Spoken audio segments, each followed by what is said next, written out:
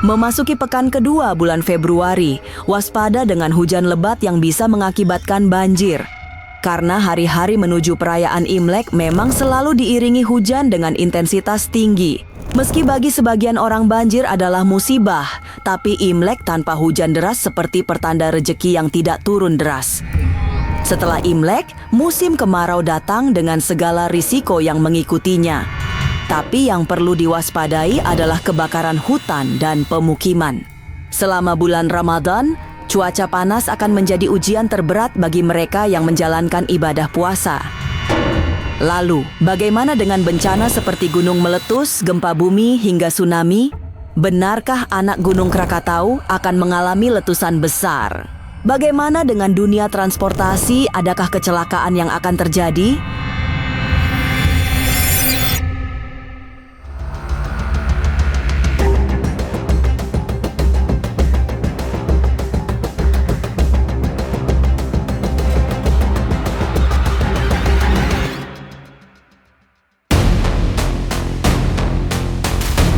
Bulan Februari sudah mulai memasuki hari ke-9. Artinya kita semakin dekat dengan perayaan Imlek yang selalu ditandai dengan hujan lebat. Jadi, sudah saatnya kita mempersiapkan diri menghadapi banjir besar selama Imlek. Tapi selain banjir, bencana akan terus berdatangan. Apalagi setelah Imlek akan datang musim kemarau yang beresiko terjadinya kebakaran. Gempa bumi hingga gunung meletus akan tetap mewarnai perjalanan tahun 2026 ini. Yang perlu diwaspadai adalah pertengahan tahun nanti. Karena kemungkinan gunung anak Krakatau di dasar Selat Sunda mulai menunjukkan geliatnya yang paling membahayakan. Lalu, benarkah masih akan terjadi banyak kecelakaan darat, laut, dan udara? Dan bagaimana dengan kondisi perekonomian kita? Masa depan memang misterius dan penuh tanda tanya, tak usah menerka-nerka, karena was-was akan menerawang kehidupan selebriti serta mengungkap asmara, karir, dan peruntungan.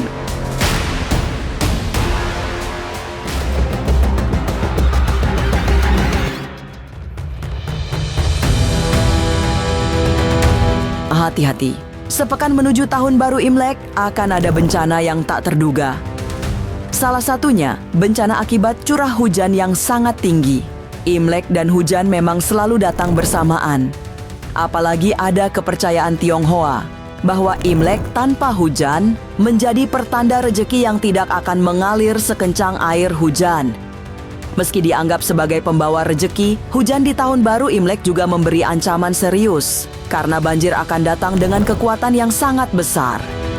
Jika sudah begitu, yang terdampak adalah mereka yang tidak berdaya menghadapi segala malapetaka. Oke, kalau untuk cuaca ya, sampai Imlek nanti, sampai tanggal 17, jawaban saya masih akan ada hujan ya. Hujan itu terus, yang saya lihat seperti itu. Cuaca untuk hujan akan terus. Banyak orang yang kalau untuk Imlek ya, setiap berharap sih waktu Imleknya hujan. Kenapa ya tidak hujan lebat lah ya, minimal itu ada hujan. Karena orang berpikir bahwa Imlek itu adalah memasuki tahun baru kan. Berarti di tahun baru di saat hujan, berarti kita berkah, rezeki pun berkah. Tapi banyak juga orang setelah Imlek ini, malam Imlek tuh kayak tanggal 16 kan kita Imlek tanggal 17. Jadi 16 tuh mau masuk ke 17 itu ada jamnya yang biasa orang untuk mandi, untuk bersih, mandi pagi-pagi tuh mandi. Karena orang menyambut rezeki ya, kayak ada syarat juga, ada kayak tanaman-tanaman yang memang dicampur syarat untuk kita mandi kayak gitu sih. Imlek yang identik dengan hujan dan banjir adalah hal yang tidak bisa dipisahkan. Banyak ritual dilakukan di malam sebelum Imlek atau sesudahnya. Sebagian orang percaya tahun baru harus diawali dengan mandi, sebagai simbol membersihkan segala kekotoran di masa lalu. Bersuci di tahun baru juga menjadi bagian dari ritual awal tahun, sekaligus untuk menyambut datangnya dewa-dewa pembawa segala keberuntungan. Kalau kayak saya kalau di tanggal 16 itu saya akan mandi, ada yang saya lakukan mandi.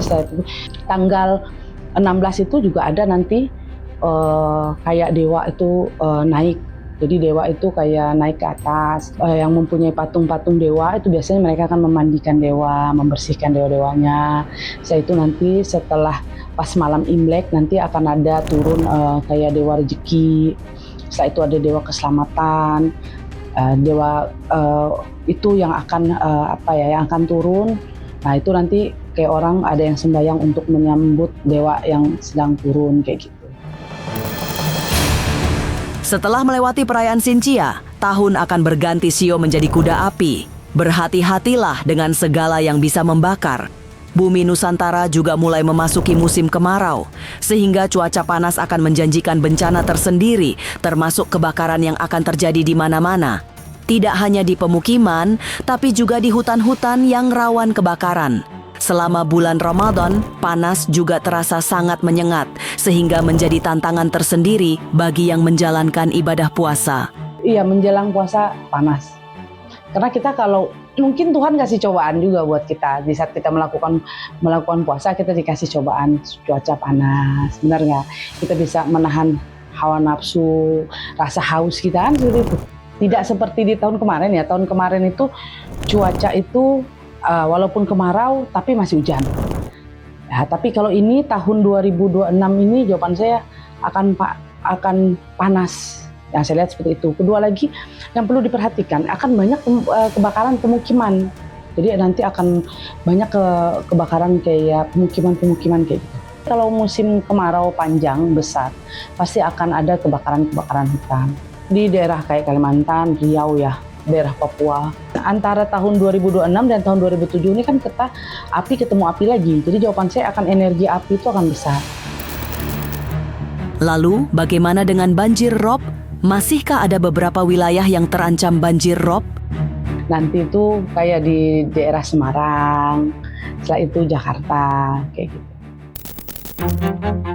Menuju pertengahan tahun 2026, bahaya yang akan menjadi ancaman serius adalah gempa bumi.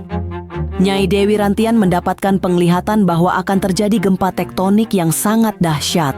Akibat dari gempa ini juga tidak main-main, nyawa menjadi taruhannya. Lagi-lagi tahun dengan sio kuda api menjadi pemicu gempa yang datang dengan kekuatan api yang sangat membara. Oke, jawaban saya akan ada gempa bumi, tapi nanti di pertengahan tahun. Karena ada gempa yang lumayan besar, setelah itu kalau ada gempa takutnya akan ada longsor. Nah, semoga tidak dampaknya nggak besar, semoga tidak membawa korban. Kan ini tahun api, jadi energi itu panas kayak gitu. Selain gempa bumi, bencana dahsyat yang selalu memberi kecemasan adalah gunung meletus. Kini, ancaman serius datang dari letusan besar anak Gunung Krakatau. Berada di dasar Laut Selat Sunda, Krakatau selalu memberi rasa takut karena letusannya bisa terjadi setiap saat tanpa pernah bisa diprediksi. Tapi, tidak hanya anak Gunung Krakatau yang akan mengalami gejolak, karena gunung lain di berbagai daerah juga akan berpotensi mengalami erupsi. Untuk Sulawesi ada, setelah itu Jawa, Pulau Jawa juga ada, Sumatera juga ada. Ya, yang perlu diperhatikan tuh tahun 2026 tuh kayak anak Krakatau ya. Memang itu kayaknya akan membawa energi yang besar, takutnya ada gempa. Mungkin dia ada letusan, tapi akan ada gempa. Tapi yang perlu diperhatikan untuk daerah Sukabumi, kan daerah kayak gitu, Banten kan kayak gitu, sama Lampung lah ya. Lantas, bagaimana dengan dunia transportasi? Benarkah masih akan terjadi kecelakaan di darat, laut, dan udara? Jangan lupa saksikan Was-Was setiap Senin, Rabu, dan Sabtu. Jangan lupa komen, like, and subscribe. Saya Uya Kuya, penonton Was-Was.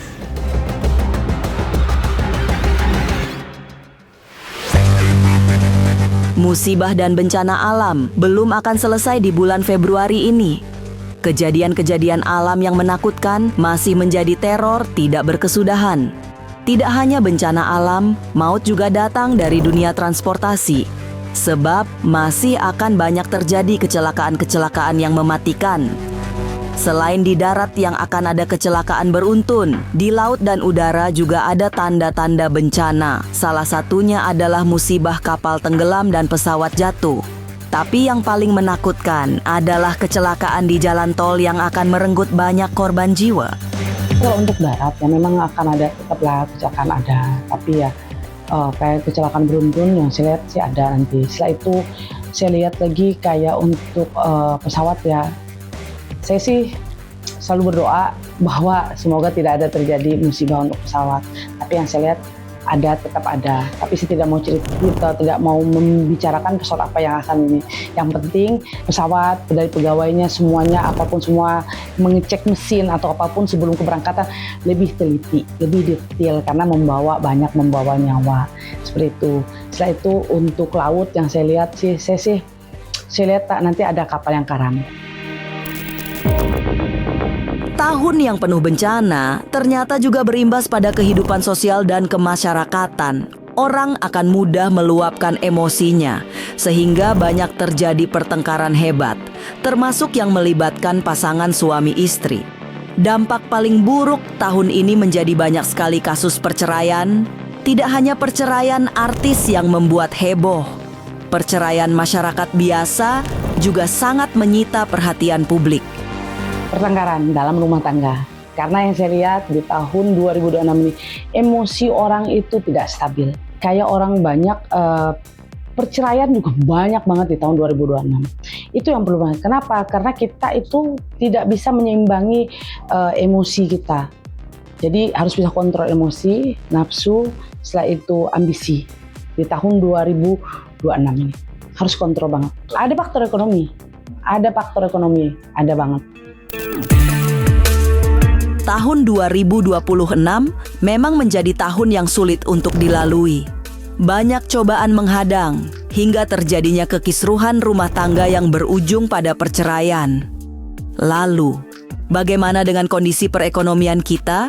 Mungkinkah tahun 2026 akan ada kabar baik di bidang ekonomi? Sesaat lagi Was-Was akan mengungkapnya. Tetap like, subscribe, dan juga share karena Anda patut was-was sebelum menyaksikan Was-Was.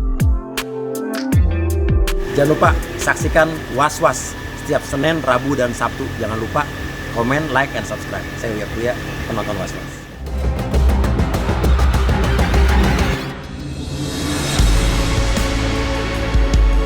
Menjelang perayaan Imlek, tanda-tanda baik sepertinya masih jauh panggang dari api. Sinyal kemajuan ekonomi juga sama sekali masih jauh, karena saat ini pemerintah masih melakukan berbagai pembenahan. Tapi semua usaha memperbaiki tatanan perekonomian belum banyak membawa perubahan. Kondisi perekonomian bahkan cenderung tidak banyak bergerak. Akibat dari semua itu, kehidupan sosial kemasyarakatan ikut terganggu karena turunnya tingkat kesejahteraan. Jawaban saya, perekonomian kita tahun 2025 dengan 2026 sih sama aja. Tidak ada naik yang sangat besar, naiknya kecil. Karena yang saya lihat pemerintahan ini lagi pengen membersihkan oknum-oknum yang memang mereka melihat bahwa yang membuat ekonomi ini jadi nggak baik-baik aja. Jawaban saya, pemerintah kayaknya lagi mau bersih-bersih. Mereka mau bersih-bersih dan mereka mau membuat supaya di tahun 2027-2028 nanti perekonomian orang mulai naiknya lumayan bagus. Banjir, gempa bumi, tanah longsor hingga gunung meletus akan mewarnai tahun ini. Di awal tahun baru Imlek, hujan deras dan banjir besar menjadi ancaman serius. Meski hujan disambut sebagai pertanda datangnya rejeki, tapi banjir tetap memberi kesengsaraan. Jadi mari kita berdoa, memohon ampun serta perlindungan, agar kita mampu melewati perjalanan tahun ini yang masih tidak mudah. Pemirsa, saksikan terus Was-Was yang akan meneropong kehidupan para selebriti, tentunya hanya di channel YouTube ini.